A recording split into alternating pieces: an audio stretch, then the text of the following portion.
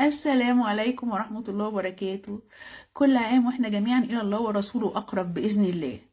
النهاردة يسعدني أبدأ معاكم سلسلة لايفات هتكون بعنوان محاولة للفهم.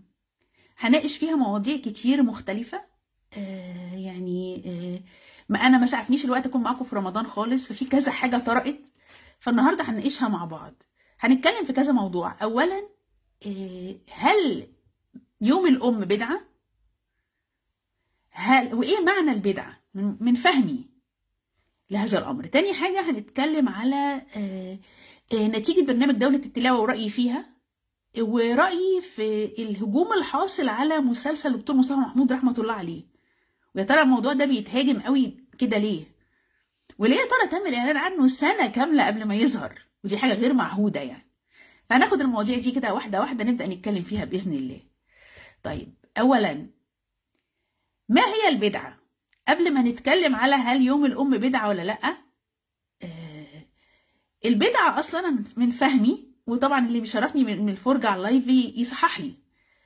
البدعة في الدين معناها إن احنا ننسب للدين حاجة مش فيه ونقول إنها في الدين، وتكون ما وردتش عن الحبيب المصطفى إنه عملها، أو تكون بتنافي القرآن. ده معنى البدعة. هل الاحتفال بيوم الأم، ودي الترجمة بالإنجليزي اسمها ماذرز داي، فهي يوم الأم، هل الاحتفال بيوم الأم يعتبر بدعة؟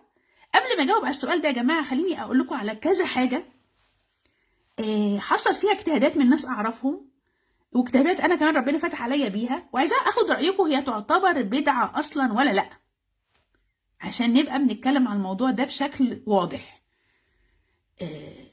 معلمتي اللي اتعلمت على ايديها علم الجمال التجويد وكمان تدبر القرآن الكريم، كان عندها تدبر جميل قوي في الآية الكريمة في سورة البقرة: ختم الله على قلوبهم وعلى سمعهم وعلى أبصارهم غشاوة ولهم عذاب عظيم. هي كانت بتقول إن ما دام الكافرين ربنا ختم على قلوبهم، يبقى أنا لما قبل ما أقعد أقرأ القرآن محتاجة أنقي قلبي. فكتطبيق عملي عشان تحمي نفسها انها ما تكونش من اهل هذه الايه، عملت ايه؟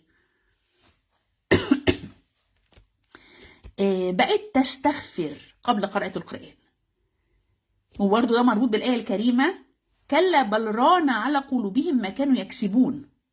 فالذنوب بتعمل ايه؟ زي طبقات على القلب كده، الاستغفار يغسله. فانا عايزه ما يبقاش على قلبي غشاوه لما اقبل على كتاب الله، فبنستغفر الاول عشان بنية ان قلوبنا تنفتح وتكون نقية، فنعرف نستقبل نور القرآن الكريم. يبقى هي ده تدبرها، ان انا هدخل على كنز عظيم من نور هو كتاب الله، يبقى قبل ما اقرأ القرآن استغفر. طيب، تاني حاجة توصلت لها برضو اجتهاد في هذه الآية الكريمة، ان بعد الاستغفار نقول لا إله إلا الله، برضو احتفاء من القرآن الكريم أنزل من الله سبحانه وتعالى. تالت حاجة نصلي على الحبيب المصطفى اللي القرآن أنزله الله على قلبه. فدول 3 حاجات معلمتي اقترحت علينا نعملهم قبل قراءة القرآن، احتفاء من ان احنا مقبلين على كتاب الله. ده اجتهادها في تدبر الآية الكريمة: ختم الله على قلوبهم وعلى سمعهم وعلى أبصارهم. هل اجتهادها ده واقتراحها ده يعتبر بدعة؟ ما هو لم يرد ان الحبيب قبل ما يقرأ القرآن يستغفر، لم يرد عنه انه عمل كده. لكن هي توصلت ان ده تطبيق للآية الكريمة، ان قبل ما ندخل على القرآن الكريم نستغفر. فهل هي كده مبتدعة في رأيكم؟ في رأيي الشخصي لم تبتدع، لأنها قالت الكلام ده على سبيل الاجتهاد في تطبيق الآية. هو اقتراح ما فرضتوش، ما قالتش ربنا بيلزمنا والحبيب المصطفى ألزمنا لازم قبل ما نقرأ القرآن نستغفر. ما حصلش. إذن في رأيي الشخصي المتواضع، معلمتي لم تبتدع، هي اجتهدت في تفسير الآية واقترحت، وبعدين ده بالنسبة لها بقى من المجربات كمان. لما عملت كده، لما بقت قبل ما تقرأ القرآن تستغفر، وبعد كده تصلي على الحبيب، وبعدين تقول لا اله الا الله، وبعدين تصلي على الحبيب، حست ان استقبالها القران بقى اجمل. فبقى الامر بالنسبه لها من المجربات، فشاركته مع الناس. فاول سؤال ليكوا يا جماعه، هل هي كده تعتبر مبتدعه؟ ما هي قالت حاجه لم ترد عن الحبيب، بس هي قالتها بصيغه اجتهاد واقتراح. فهل دي تعتبر بدعه؟ ده اول سؤال كده. انا بدي امثله عشان لما في ناس تعتبر ان لو انت ربنا فتح عليك باي حاجه لم يرد ان الحبيب المصطفى عملها تبقى مبتدع. مع ان لما ربنا بيفتح على حد بحاجه لم ترد، ما بيقولش انها ملزمه، بيقولها على سبيل الاقتراح وعلى سبيل انه جربها وجابت نتيجه. فده اول سؤال. هل قبل ما ندخل على القران الكريم لو استغفرنا وقلنا لا اله الا الله وصلينا على الحبيب نبقى مبتدعين؟ في انتظار اجابتكم على اول جزئيه. ده مثل اهو. طيب حاجه تانية، دي اجتهاد ربنا فتح عليا انا بيه. كنت بحضر كورس عن الوفره، فعرفت معلومه يعني توصل لها كبار الاثرياء في العالم، ان هم لما ربنا بيرزقهم بمال اول حاجه بيعملوها بيتصدقوا ب 10% منه. دول اجانب يا جماعه، بس سبحان الله عندهم الفطره سليمه يعني. 10% يدوها عطاء خارجي، و10% يدخروهم. فانا لما سمعت المعلومه دي حسيت انها ممكن تكون، اجتهدت بقى ربطتها بايه كريمه اللي هي ايه؟ لا تجعل يدك مغلوله الى عنقك ولا تبسطها كل البسط فتقعد ملوما محصورا. فالايه الكريمه بتقول لنا ايه؟ لا تصرف كل فلوسك ولا تبخل. فحسيت ان في الممارسه دي هذا الاتزان، فقلتها للناس على سبيل الاقتراح، ما اضفتش للدين حاجه مش فيه، على سبيل الاقتراح. يا جماعه ايه رايكم لما ربنا يرزقكم بمال، طبعا يكون مال زائد عن الحاجه طبعا، وما يكونش حد مديون، يعني حد هيتصدق هو مديون غلط طبعا. يعني نفترض ان المال ده زياده عن احتياجك، عندك فائض، تعمل ايه عشان تبقى تطبق الايه الكريمه؟ ولا تجعل يدك مغلوله الى عنقك ولا تبسطها كل البسط. انا بقترح، مش بقول لك الدين الزمك، اقتراح، اجتهاد في فهم الايه. بقول لك ايه رايك انك ايه؟ تحوش 10% ما تلمسهمش وتتصدق ب 10% فورا. والصدقه فورا اول ما يجي لك مال، دي كان اطلق عليها الشيخ الشعراوي رحمه الله عليه صدقه الورعين. يعني احنا مطلوب منا نزكي بمالنا، ده الفرض، يعني بعد سنه كامله 2.5% من المال يفضل عندك سنه كامله. اما انت يجي لك مال ففورا انت تصدق ب 10% منه، ده ايه؟ ده بقى احسان، ده حاجه فوق الفريضه، وبالتالي ما فيهاش اي فرض. يعني اقصد ايه؟ ده استحباب، ده اقتراح. طب هل الاقتراح ده في فهم هذه الايه اقتراح ان احد صور تطبيق ايه ولا تجعل يدك مغلوله الى عنقك ولا تبسطها كل البسط، ان احنا 10% من المال ندخرها و10% من المال نتصدق بيها؟ هل كده اللي يقترح هذا الاقتراح يبقى عمل بدعه؟ ما هو الحبيب لم يرد انه عمل كده، لم يرد انه الحبيب عمل كده. هو كل حاجه لم ترد ان الحبيب عملها والناس تقترحها تبقى مبتدعه؟ دي بس الفكره. في حاجات كتير قوي بتتقال انها بدعه وبيكون الناس ما فرضوهاش. البدعه امتى؟ لما حاجه تكون مش من الدين والناس تقولها على انها من الدين وايه، ويبقى يعني انها لازم تتعمل، دي البدعه. اما اي اجتهادات بقى في فهم القران، واحنا طبعا القران صالح لكل زمان ومكان، فاكيد في حاجات هتطرأ في زماننا ده ما كانتش موجوده، فيكون في اجتهادات في الفهم وما بتتقالش بصيغه الفرض ابدا، تتقال على صيغه الاستحباب والاقتراح. ما ينفعش حد يبدع اللي بيقولها. تمام؟ فده تاني مثل حبيت اقوله. طيب نيجي لتالت حاجه بقى احنا بنتكلم عليها النهارده، اللي طلع كذا حد كل سنه بتطلع نفس القصه، ان الاحتفال بيوم الام يبقى بدعه. انا ليه بقول يوم الام اصلا ما بقولش عيد الام؟ الحقيقه ان انا بترجمها زي الاجانب ما عملوها، مسمينها يوم الام، ماذرز داي، ترجمتها يوم الام. بعض الناس اعترضوا اعتراض ممكن افهمه، ان الاسلام فيه عيدين، فانت لما تقول عيد الام تبقى زودت في الدين حاجه مش فيه، تبقى بدعه. والكلام ده يعني برضو حسب نيه الشخص. ما انت ممكن تقول عيد الام بس مش في نيتك تزود في الدين حاجه مش فيه. ما احنا عارفين الاسلام في عيد الفطر وعيد الاضحى، احنا عارفين. بس ماشي، لو احنا احتفلنا بيوم الام، يوم الام ما كانش موجود ايام الحبيب المصطفى، لكن ايه اللي بيحصل في يوم الام؟ ان احنا بنعمل فريضه اللي احنا بنبر امنا ده فرض حتى مش سنه. طيب هل الاحتفال بده من غير ما نقول انه من الدين بدعه؟ ليه؟ بس افهم الحبيب، هل الحبيب المصطفى لو كان يعني عاش في زمن ده بيحصل فيه كان هيقر؟ ولا ممكن ده يبقى مقياسي كمان يا جماعه؟ هل الحبيب كان هيقر ان يكون في يوم نحتفل فيه بامنا ونبرها ونجيب لها هديه؟ كان هيقر ده ولا كان هيرفضه لو كان يعني لو كان في زمنه؟ احنا ما اضفناش للدين حاجه مش فيه. البدعه انك تضيف للدين حاجه مش فيه. اي حاجه جميله بقى يعني ربنا قال يؤتي الحكمه من يشاء ومن يؤتى الحكمه فقد اوتي خيرا كثيرا. الحكمه ضلت المؤمن. احنا شفنا عاده غيرنا بيعملها بس هتساعدنا احنا ان احنا يعني ايه نطبق ديننا بشكل حلو او نمارس فريضه هي بر الام. ايه المشكله؟ ايه اللي خلى الموضوع ده بدعه بقى؟ انا بحاول افهم يعني ده هو اللايف ده اصلا عنوانه ايه؟ محاوله للفهم. اللي فاهم يفهمني. احنا ما قلناش ان الاحتفال بالام حاجه فريضه في الدين، لكن لقيناها عاده غيرنا بيعملها، بس بتخلينا احنا نمارس فريضه هي ان احنا نبر بامهاتنا في يوم. ايه المشكله؟ ليه الموضوع ده بقى مشكله؟ او التهم اللي بيمارسوا بالتبديع. انا بحاول افهم معاكم، واللي عنده اجابه يقول لي. طيب، نفس الكلام ينطبق على يوم الحب. اليوم ده بتطبق فيه سنه قالها الحبيب المصطفى، هي تهاد وتحبه. ونفس الكلام بالنسبه ليوم الميلاد. الانسان اللي بيحتفل بيوم ميلاده برضه هو بيشكر ربنا على انه وهبه نعمه الحياه في النوم ده، والناس بتهديه هدايا. الموضوع ده يبقى بدعه ليه؟ برضه اللي بيقول عليه بدعه يعني جاب ده منين؟ بس اي حد بيقول بدعه انا ما ببقاش فاهمه بقى، ما حدش قال ان ده من الدين او فرض، فليه بتعتبر ده بدعه؟ ده شيء ده برضه الحبيب المصطفى ده بيحقق سنه تهاد وتحبه. الاحتفال بيوم الميلاد او الاحتفال بيوم الحب بيحقق ده. مش عايز تقول كلمه عيد عشان ما تبقاش مبتدع وبتزود على اعياد المسلمين عيد مش فيه، رغم ان احنا عارفين كلنا ان احنا عندنا عيدين، بس ما تقولش كلمه عيد، قول يوم زي الاجانب. ما هو جيب الترجمه صح. انا مش عارفه ليه، صحيح حاجه يعني غريبه، ليه بنقول يوم الام؟ نقول عيد الام ليه وبنقول يوم اليتيم؟ ما كلهم اسمهم داي يعني. احنا خدنا الحاجات دي من بره. بيقول يا جماعه بدل ما الناس بتقلد الغربيين في حاجات غلط، هما يعني وصلوا العادات. لو احنا يعني ايه قلدناهم فيها، هنبقى بنطبق وناخد نيه ان احنا بنطبق فرائض وسنن في ديننا. ما هو يوم الحب ده بيطبق سنه تهاد وتحبه. يوم الام بر ام، ده اللي بيتعمل فيه. دي حاجات مطلوبه مننا اصلا. طب لما انا اخدها واعملها بالنيه دي، انا كده هبقى مبتدئ عليه، بس ده شيء مستحب ومش فرض ومحدش قال انه من الدين.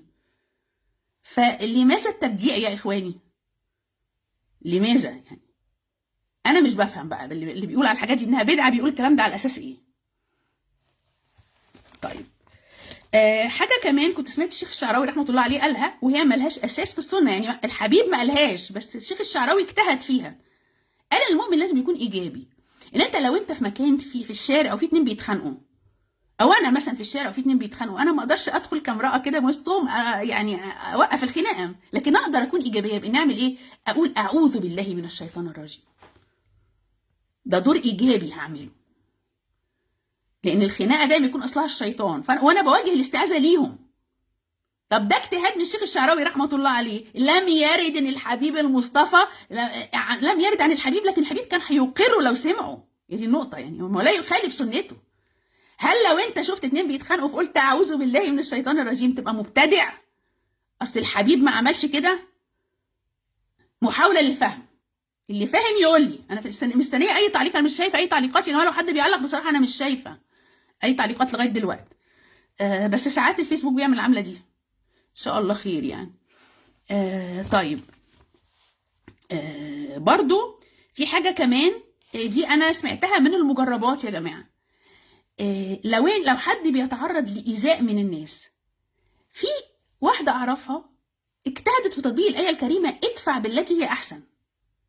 ازاي؟ هي اتعرضت لايذاء من حد، فبتعمل ايه؟ هي بتتخيل الشخص اللي بيأذيها قدامها وتفضل تردد الايه الكريمه سلام قولا من رب الرحيم، سلام قولا من رب الرحيم، فتغمر الشخص اللي بيأذيها ده بنور هذه الايه، وتشوف ان الشخص اللي بيأذيها ده بيبعد عنها. هي اجتهدت كده في انها عايزه تدفع الايذاء عن نفسها بالطريقه دي، وحكت ان ده من المجربات، ان فعلا الناس اللي بيأذوها خرجوا من حياتها لما عملت كده. لم يرد ان الحبيب المصطفى عمل كده، وهي ما فرضتش على الناس يعملوا كده، هي بتقترح. هل هذه المرأة مبتدعة؟ محاولة للفهم. انا عمال اديكم امثله اهو كتير. من الحاجات اللي الناس بدأوها كتير قوي وانا كنت مذهوله برضو، واحد اجتهاد وقت ما موضوع غزه ما كان يعني، هو ما زال الحقيقه، حد اجتهد قال يا جماعه نقرأ سورة الصمد، سورة الإخلاص، قل هو الله أحد 11 مرة، كل إنسان يقرأها 11 مرة بنية نصرة إخواتنا في غزة. ليه؟ اجتهادوا. هنستقوى باسم الله الصمد قاضي الحوائج، هنقرأ آية قرآنية عظيمة تعدل ثلث القرآن في أجرها، و11 مرة لأن إيه؟ لأن السنة فردي، احتراما لسنة الأرقام الفردية، وإن الله وتر يحب الوتر، وحاجة سهلة إن أي حد يعملها. فلما عادات كبيرة تعملها نبقى احنا كده بننصر اخواننا وبنلعب دور ايجابي وبنستقوى بالقران. طلع ناس يقول لك ده بدعه، اصل الحبيب المصطفى لم يرد انه عمل كده. طيب هو لم يرد، بس هل هو لو كان حد عمل كده قدامه كان هيقرها ولا لا؟ كل اللي انا قلته ده يا جماعه لم يرد ان الحبيب عمله. ولو انت مقتنع بحاجه فيه ومش مقتنع بالتانيه قول لي ايه الفرق، عشان احنا بنحاول نفهم. اللايف ده يا جماعه محاوله للفهم. يعني ايه هي البدعه بالظبط؟ انا بحاول افهم. كل دي امثله اهو. طبعا انا شفت واحد كان منفعل جدا في على اليوتيوب، وكان بيشتم في دكتور احمد عماره بافظع الشتايم، لانه كان بيقول دكتور احمد عماره كان بيقول لما تشوف ناس بتتخانق ابعت لهم طاقه حب وسلام. يقول لك لم يرد ان الحبيب المصطفى كان بيقول لما يشوفوا ناس بتتخانقوا ابعتوا لهم طاقه حب وسلام، وكان الرسول عليه الصلاه والسلام كان بيروح يصلح بين الناس على طول. طب ما انا ممكن انا مبقاش قادره اصلح بينهم. هل لو انا قعدت اتخيلت كده ان الناس دول بيتصالحوا او قلت بسم الله السلام عشان يبقى بينهم سلام، انا كده يعني ابقى مبتدعه؟ ده اقتراح، هو ما قالش لازم تعملوه ولا الدين قال لازم تعملوه، ده اقتراح في استقواء باسم الله السلام. ايه الغلط؟ ليه ده يبقى بدعه؟ هو بيبقى المبتدئ اللي بيقول لك انت مبتدئ كل كلامهم ايه؟ اصل الرسول لم يقره. ما هو ما كانش هيرفضه يعني. مفيش حاجه في اللي انا قلتها لكم اللايف ده يا جماعه اللي دخل دلوقتي انتوا محتاجين تشوفوا الريبلاي. اديتكم ده تامن مثل اديهولكم على حاجات لم يقرها الحبيب، بس هي اجتهادات من الناس ومحدش قالها بصيغه انه ايه لازم تعملوها. فليه اي حد يبدع بقى الكلام ده؟ انا مش ببقى فاهمه. واللايف ده محاوله للفهم، وارجو ان الناس تكون يعني راقيه او حتى لو ما كانتش بقى يعني بعمل ايه؟ يعني في ناس هتستسهل وتشتمني انا اتعودت على ده، بس ارجو ان يكون في ناس عندهم رقي ان انا طرحت حاجات محدده جاوبوني. تمام؟ علشان التشدد الزياده، يعني ديننا جميل والتشدد الزايد ده هو اللي بيخلي ايه، هو الحقيقه اللي متسبب في زياده نسبه الالحاد، مش اي حاجه تانية. وانا بيجي لي انا لايف كوتش، بيجي لي الناس في الجلسات وعارفه بقول ايه. التشدد الزايد هو اللي بيكره الناس في الدين، مع ان الدين جميل وواسع وفاتح الباب للاجتهاد. فبلاش احنا نقفله بايه بالطريقه دي في التفكير اللي يعني ملهاش منطق. تمام؟ فانا في انتظار رايكم في الكلام ده كله. طيب ادخل في الموضوع التاني في لايف النهارده، هو رايي في برنامج دوله التلاوه نتيجته النهائيه. طبعا من الحاجات اللي انا ما شفتهاش، بس انا سمعت ان هو في الاخر خالص غيروا اللجنه اللي بتقيم المتسابقين. ده تصرف الحقيقه غير موفق، لان المعايير لازم تبقى واحده. ما هو وكل اللي خرجوا قبل كده ايه موقفهم؟ ما جايز كانوا يستحقوا يفضلوا. ليه جيت في الاخر جبت ناس تانيين تقيم؟ انا مش فاهمه. وهل ده يعني ايه اعتراف ضمني ان الناس التانيين ما كانوش مؤهلين فجاه ادركتوا ده؟ تصرف غريب جدا جدا جدا. ناس كتير متعاطفه مع الطفل الجميل محمد القلاجي، ربنا يحفظه، ربنا يجعل القرآن حافظ ليه والسلام النفسي بعد اللي حصل ده. احنا ما بنشككش انا ما بشككش خالص في مصداقيه او حياديه اللجنه، بس انا طول عمري يعني حتى كنت قريت قبل كده ان اشتراك الاطفال في مسابقات ممكن يضرهم نفسيا من حيث المبدأ، او على الاقل المسابقه تكون كلها اطفال يكونوا بنفس المستوى. ما ادخلش اطفال على كبار واحطهم في المقارنه دي ويبقى واصل للنهائي وبعدين في الاخر ما يكسبش. يا رب يا رب انه من حمله القران يا رب القران يحفظ قلبه. وهو عموما يعني هو لو بيدخل على السوشيال ميديا الولد الجميل ده ناس كتير قوي دعمته. هو اصلا انا كنت معترضه على ان المسابقه يكون فيها صغيرين وكبار، اصلا كنت عملت ريل بالمعنى ده، يعني في نقد بناء لبرنامج دوله التلاوه بقول يا جماعه يا ريت لو سمحتوا بسم الله الرحمن الرحيم، يا ريت لو سمحتوا الايه يعني الكبار لوحدهم والصغيرين لوحدهم في المستقبل، يعني على الاقل. بعض اساتذه علم النفس كانوا بيقولوا ان بلاش الاطفال يدخلوا مسابقات، ده ممكن يعني ياثر في نفسيتهم. بعض مدارس علم النفس بتقول كده، في بعض المدارس بتقول لا خليهم يتعودوا ان الحياه مكسب وخساره. يعني بس هي الفكره ان في النهايه المعايير مش واحده. يعني انتوا جبتوا لجنه تحكيم مشت ناس كتير قوي طول الحلقات، وجيتوا في الحلقه النهائيه رحتوا جايبين ناس تانيين يقيموا اللي فاضلين. ده على اساس ايه بقى؟ ما انتوا لو شاكين في اللجنه دي بقى كان نرجع بقى نعيد المسابقه من الاول واللي خرجوا يرجعوا تاني. يعني موضوع غريب قوي، يعني كانش له اي داعي الحركه دي. فيا رب برنامج دورة التلاوة يستمر بمعايير أفضل، وتحري لكتاب الله اللي يعني فيكون يعني إيه مفيش خاسر مع كتاب الله طبعا، بس اللي يفوز عن جدارة، ويفوز بعدالة، ويفوز بمعايير إحنا نبقى فاهمينها كلنا، ما يبقاش فيها اللخبطة اللي إحنا شفناها دي. تمام. وإن شاء الله خير يعني. آخر حاجة مذهلة بالنسبة لي الهجوم اللي طالع على والتريقة، وربنا يهدي، الخاصة بمسلسل دكتور مصطفى محمود رحمة الله عليه. ايه كمية الغل، وكمية قلة الاحترام، وكمية في ايه يا جماعة؟ ده انا حاسه يعني شوفوا، انا حسيت ان في احتفاء عالي قوي بدكتور مصطفى محمود ان المسلسل يعلن عنه سنة كاملة قبل ما يتعمل، من اهميته، من اهمية ان الدكتور مصطفى محمود رحمة الله عليه كان قيمة وقامة. تبص تلاقي ناس كده حقودة يعني، او ربنا يهدي قلوب يا رب، يهدي قلوبنا جميعا. منوره يا سالي يا حبيبتي، اهلا بيكي، ربنا يبارك لك، كل سنه وانت طيبه حبيبه قلبي. تبصوا تلاقي ناس يعني ربنا يبارك له، ده في ميزان حسناته كل اللي شتموه. يعني الحاجات دي اصلها بتبقى يعني مش ميزان حسنات، اللي بيتشتم يا بخته عمال يلم حسنات رغم انفه يعني، فيلا. انا هقول لكم شويه ملامح بس عن دكتور مصطفى محمود، هو اثر فيا انا ازاي. اللي شفت له حوار والله كان 23 دقيقه، اللي قاله فعلا يحرك القلب. اللهم امين يا حبيبتي، ربنا يبارك فيكي، يفتحنا علينا جميعا يا رب ببركه اسم الله الفتاح. اللهم يا ربنا يفتحها علينا جميعا وينور قلوبنا ويهدينا للخير يا رب. تسلمي حبيبه قلبي. فانا حضرت لقاء 23 دقيقه له، ان شاء الله هحاول الاقيه واحط لكم اللينك باذن الله. فمن الحاجات اللي اثرت فيا جدا، هو حكى امتى عمل جمعيه مصطفى محمود. هو الاول كان طبيب، وبعدين من كتر شغفه بالطب كان حاطط فورمالين تحت سريره، فعي، فاضطر يسيب الكليه سنتين.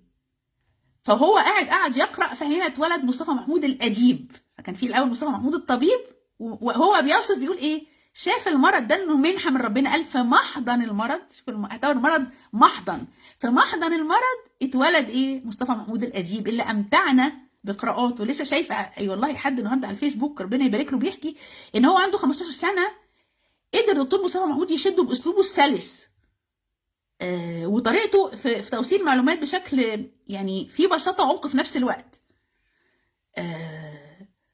وهو كان صادق في سعيه، في رحلته مع الله سبحانه وتعالى، خاضر. فبالتالي الصدق ده اتنقل للناس.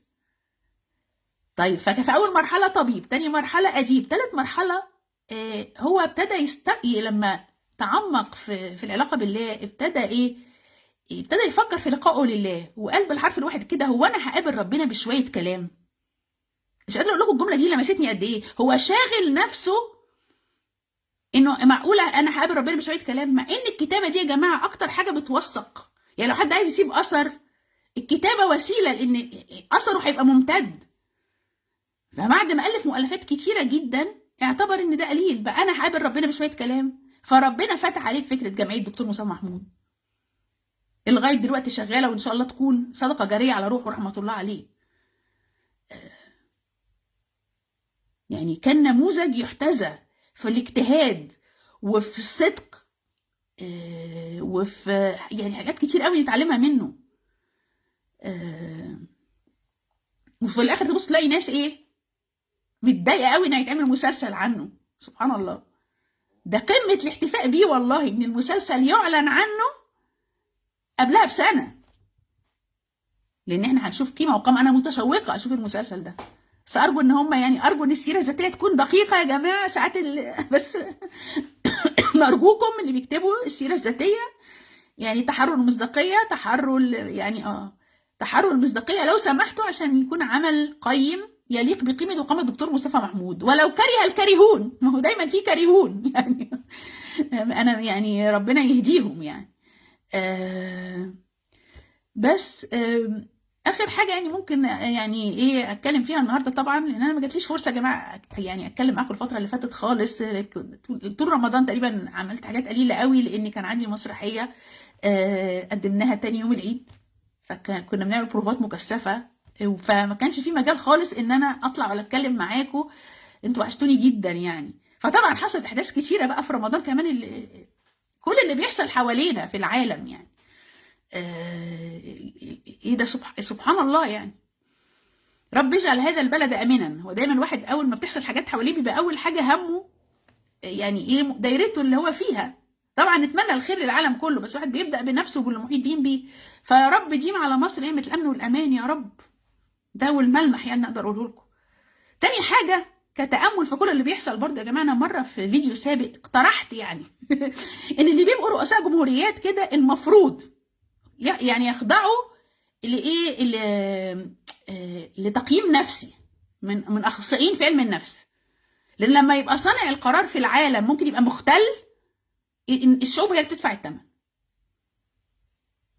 وانا في معلومه في علم النفس كنت عارفاها، ما خلتنيش مستغربه من ممارسات يعني اللي ما يتسمى اوكي النتن، يعني اللي يستحق الاسم عن جداره، اللي كان لما كان ما فيش اي رحمه مثلا مع اهل غزه.